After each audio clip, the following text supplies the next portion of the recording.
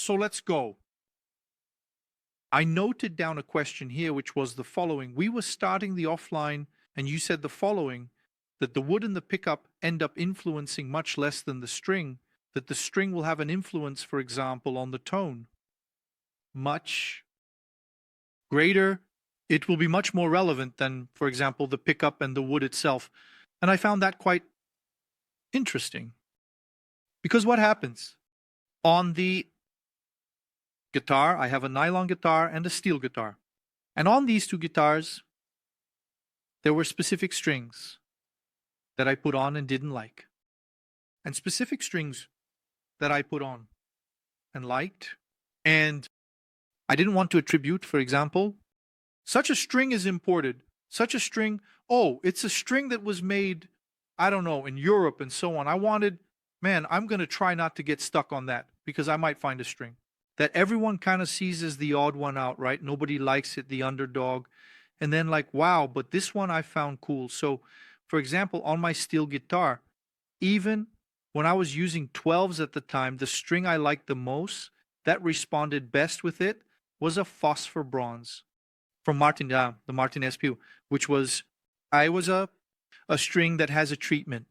So it doesn't oxidize. It's not like Elixir, which is coated, has a coating. It has a treatment to make it last a bit longer. And all the other strings I put on, I tried Fender, I tried, I don't know, man, Elixir, I tried everything. Phosphor bronze. I would put them on, play, but still, that sound doesn't come. That came when I put on that Martin string, There I liked it, and on my nylon guitar, I used the high tension, Augustine, and I loved the sound of the guitar. With that string, it was something like this. The sound came, it's like this. I would put any other string on it and I would play, and that very muted, very timid, somewhat muffled sound would come. I thought it must be because it's an entry-level guitar and such, because it's a simpler guitar. It's not a solid top, nothing like that. It's a simple guitar, Namaki. But I really liked that guitar. It was a gift from a customer at the store where I worked. And what happened is I played with high tension. I put high tension from various strings, including Martin. But when I put the Augustine, I played. And I said, man, this is it. I found the sound. Any other string I put on it with any other tension sounds horrible. It doesn't come through. That one sounds nice. But I had never stopped to think about it. With the guitar, on the guitar, we've already brought several Luthiers on Starling Cast, and we reached a consensus that, for example, the pickup there ends up influencing the tone of the instrument much more than the wood itself. We did a test, for example, with Tony from Tool Custom. I don't know. If you've heard his work, it's really cool. He brought two guitars, Naim, that he built exclusively to bring here on the podcast so we could make this comparison. And what happened? He made two exactly identical guitars with the same fret material, same bridge pickup, everything the same, adjusted them all the same, and brought them for us to play. Tuning pegs, everything. The only thing that was different between them was the wood material. The body was different. They were different woods. The necks were different woods. And the fretboards were different woods. And the paint, one was green, the other was blue. And one had gold hardware, and the other chrome. But it was the same brand of bridge, the same bridge. He assembled it, made the whole guitar, and we played it at Mateus's house. We went to the studio there. Let's do the test so we can record. Let's record because we want to put this on the podcast. Mateus played. All right, let's get another guitar. It was like this. We didn't have time to stop to do anything else. Grabbed the guitar, plugged it in, played. Same thing. Then I even mentioned it to Tony and Mateus. Afterwards, I said, I've been playing guitar for over 20 years. And there, what happens? I was looking to hear the difference, so I knew what I was looking for. I've played for a long time, recorded for many years, had a band, so we get a more trained ear, as you mentioned. So I listened afterwards with headphones during editing, looking for the difference. I found the difference. But it was such a small difference that if you go to the guitar amp and turn the treble knob and take away or add a little, depending on the guitar that was used, you could match the sound. So there was a difference in tone, but it was very slight. Very slight. And I'm taking that into consideration. That we are talking about two identical guitar models. I also believe that there is a difference in sound in the overall composition. I had the opportunity, for example, to play with several different guitars from various different brands. So, for example, I would pick up a Les Paul, which is Gibson, right? Mahogany all over. Entire construction in mahogany, set neck 257. I played, and I would pick up an SG, all in mahogany with a set neck 257 I played. Then I thought, okay, but it's not the same thing. It's not the same sound. There's a module there. There's something different when the model changes. Entirely. So I believe the instrument's design ends up influencing. But then you mentioned this part about the string. Yes. What tests did you conduct to reach this point about the string for a solid instrument? So first talking about your comparison of the strings, right? It's quite interesting because you compared several brands, all phosphor bronze. All phosphor bronze. It's because I tested the 80-20 bronze. And I didn't like it because I found it too bright. It's balanced, but I found it too bright. When I switched to phosphor bronze, I like that tone more. A little more velvety, but not muffled. It has a slightly warmer tone, but it's not that tone. Closed off. You are already a big exception to the rule. Just for having done that, truly. Because that's it. I speak from the experience we have of receiving people at the workshop. Because I consider us to be like a musical emergency room. Yes. No. Seriously. Because the amount of work we do there is surreal. It's surreal. It's surreal. We're talking about 3 to 6 coming in per day. So we have a very high turnover there. A very high level of service, really. So it's like, let's compare it like this, right? It's a public hospital receiving people in the emergency room. You arrive in the emergency room and it's chaos. Because we're right on the street, right? We're right there on the street, really serving the public. So I don't have a workshop on the 3rd floor, like where I only take appointments and such. No. The guy comes in, look, it's broken, fix it. He already came with it in his hand.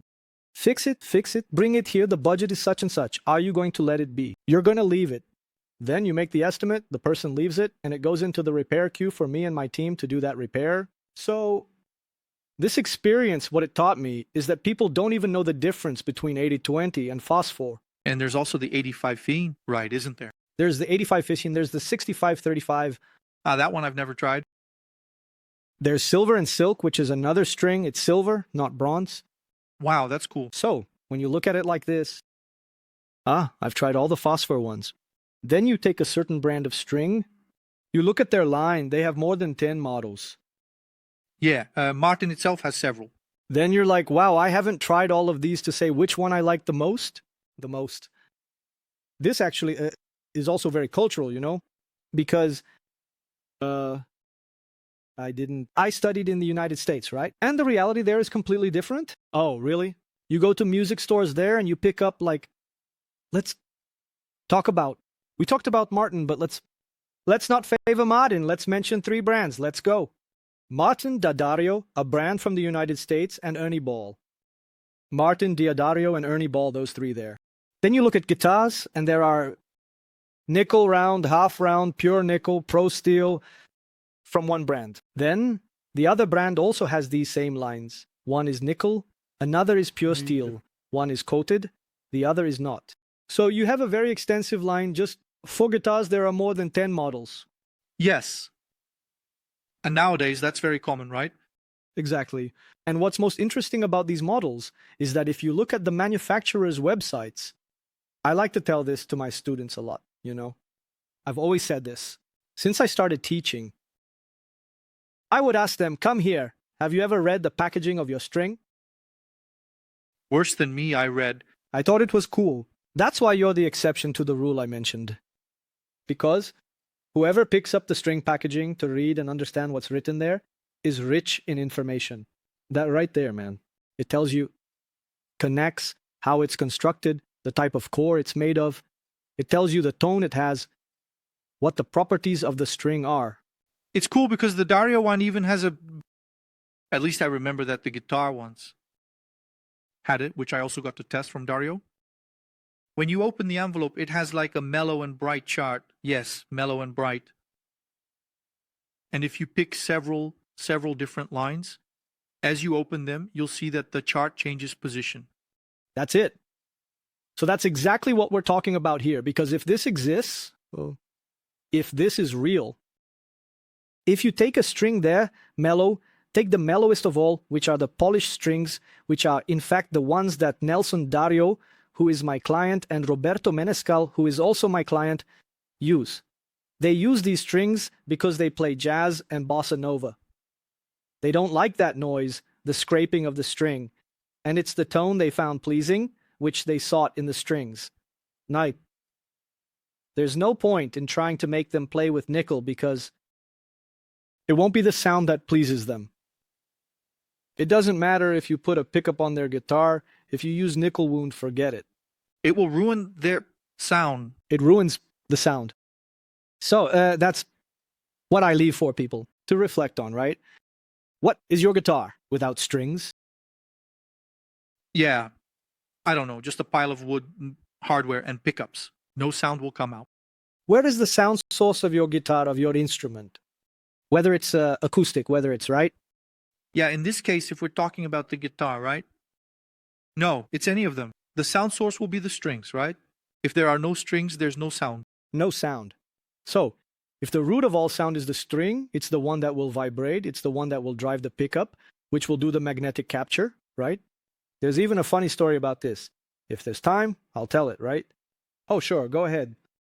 It's the one that will make the pickup grab, capture that, and transform that impulse into sound, right? To become a sound that goes to an amplifier and turns into a mechanical sound.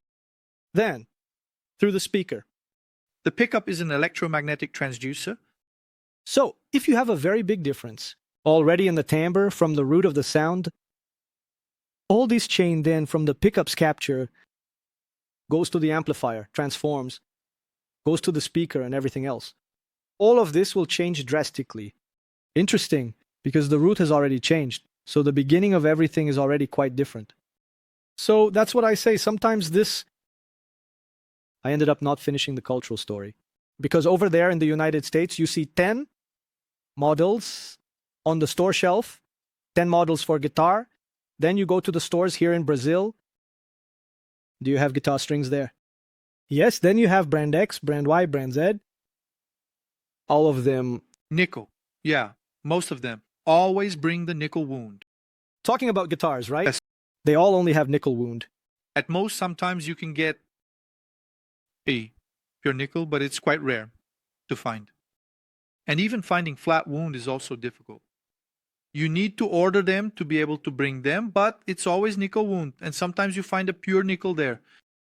And is this cultural? Why? Because the importers only bring this one, they bring 100 of these to bring one of the other. So, it ends up making this other model much more expensive, which is not the reality abroad, because let's say, if this one nickel costs $14, the other will cost $15. The difference is very small. Here, the nickel one, where it is $30, the other one is $200. That also discourages people from wanting to try the other one. No, because this thing of getting very few units might make the price much higher, or even due to the turnover and sales of the importers. And everything else makes them raise the price of this string so they can have their profit. Anyway, here we have a scarcity. Even in the variety of models, which makes musicians not try other string models and not understand how much. This is important for their tone, which sometimes your tone is in one of these choices, in one of these 10 options I mentioned here, and you will change everything on your instrument, except for that one thing. Except for what you haven't tried, which is the string. The string, right?